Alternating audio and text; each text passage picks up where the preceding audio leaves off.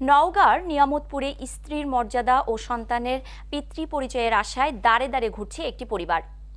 গেল বুধবার সকালে নিয়ামতপুর প্রেস ক্লাবের হল রুমে আয়োজিত এক সংবাদ সম্মেলনে এমন দাবি করে প্রশাসনের হস্তক্ষেপ কামনা করছেন স্ত্রী ও সন্তান।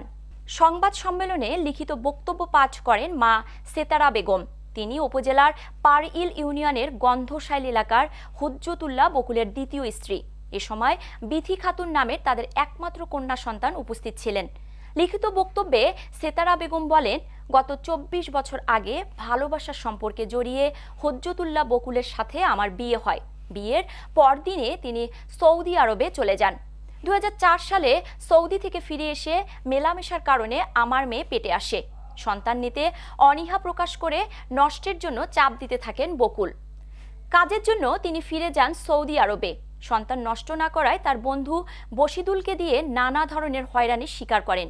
তিনি বলেন, এ বিষয়ে নওগাঁ আদালতে নারী ও শিশু আইনে একটি মামলা করলে স্বামী বকুল অর্থনৈতিকভাবে সুবিধা ও আবারও স্ত্রী হিসাবে নেবেন বলে আশ্বাস দেন।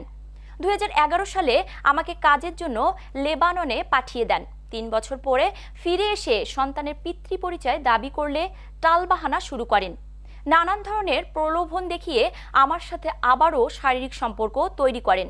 এক পর্যায়ে গ্রামবাসী ধরে ফেললে ২০২৩ সালে আবারও আমাকে বিয়ে করেন, কিন্তু আমার কন্যা সন্তানের পিতৃ পরিচয় দিতে অনীহা প্রকাশ করেন। আমার মেয়ে যখন আমার পেটে আসে তখন আমি ঠিক মতন খেতে পাইনি। মানুষের কাজ করে মাঠে আলু উঠাইছি, কচু উঠাইছি, উঠায় মেয়েকে মানুষ করছি এবং সমাজে লাঞ্ছিত হয়েছি। যে আমার সাথে ঝগড়াদ্বন্দ্ব করতো, তার পিতৃ পরিচয় না থাকার কারণে আমার সন্তানকে সবসময়ের জন্য জারজ বলে প্রমাণিত করতো। আমার আর্থিক অবস্থা না থাকার কারণে আমি কোনো বিচার পাইনি। যেখানে গেছি সেখানে লাঞ্ছিত হয়ে দাঁড়ে দাঁড়ে থেকে বিচার চাওয়ার না পাওয়ার বেদনায় বাসায় ফিরে ফিরে আসছি। শুধু তাই নয়, আমাকে ও মেয়েকে মেরে ফেলার জন্য তার পেটুয়া বাহিনীকে লেলিয়ে দেন।